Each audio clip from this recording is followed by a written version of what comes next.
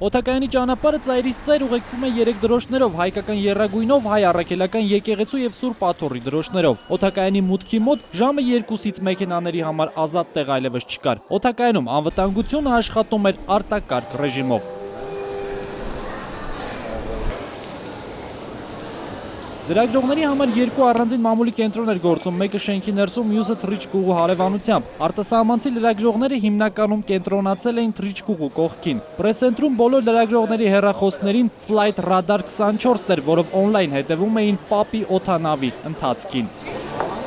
Հատուկ ուշադրություն էր դարձվել ինտերնետ հաղորդակցությանը, մի քանի օր փորձարկումներից հետո գրեթե զրոյացվել էր կապի խափանման հնարավորությունը։ Ես շատ ուրախ եմ, որ հենց ինձ է վստահված այս ամենը կազմակերպել, հուսամ ամեն ինչը լավ է կազմակերպված, մեր հյուրերը եւ լրագրողները շատ գոհ կմնան։ Մինչև Պապի օդանավի ժամանումը 2 չվերթ ուղևորներով կազմ պատրաստ սպասում էր թռիչքի, բայց ցուցատախտակին գրանցվեց ուշացում։ Այն ուղևորները, որոնք չեզոք գոտում սպասում էին, մոտեցան օդակայանի պատուհաններին։ Սա բացառիկ հնարավորություն էր հեռվից տեսնելու սրբազան քահանայապետի ժամանումը։ Պատահականությամբ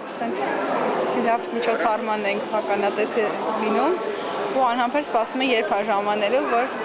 առաջին օրհնությունը այստեղից ստանանք։ Օդանավի ժամանումից 20 րոպե առաջ դեպի թռիչքուղի քայլեցին նախ պատվո պահակախումբը, ապա երգչախումբն ու նվագախումբը։ Սա նշան էր, որ Պապի օդանավը վայրեջ կկատարի նախատեսվածից շուտ։ Որ նայում ենք գրաֆիկով ինքը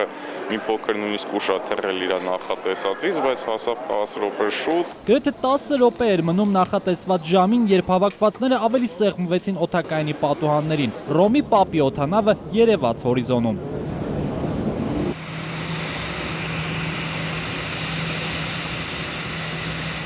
Օդակայանում Պապին սպասում էին նախագահ Սարգսյանը տիկնոջ հետ, վեհապար հայրապետն ու բարձրաստիճան պաշտոնյաներ։ Ուխտագնացությունը առաջին քրիստոնյա երկիր սկսված է։ Ֆրանցիսկոս Պապը Հայաստան ժամանած եւ որպես պետության ղեկավար եւ որպես կաթոլիկ եկեղեցու առաջնորդ։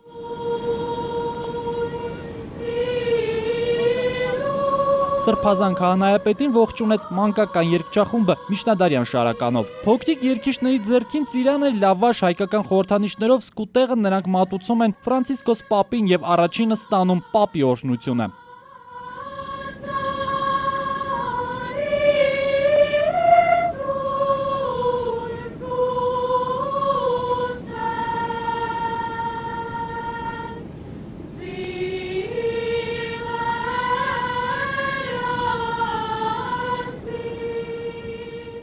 Նախագահին ու սրբազան քահանայապետին մոտենում է պատվո պահակախմբի հրամանատարը։ 15 տարվա դադարից հետո օդակայանում հնչում է Սուրբ Աթոռի օրհներգը։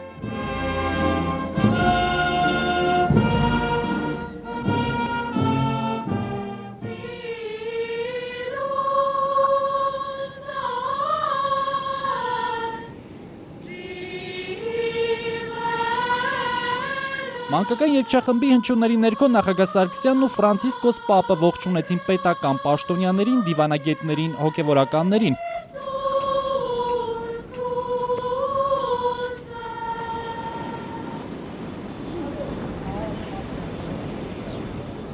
Փոքրիկ կանգար ու կարճատև զրույց օդակայանի նախագահական տերմինալում Սերժ Սարգսյանի եւ վեհապար հայրապետի հետ։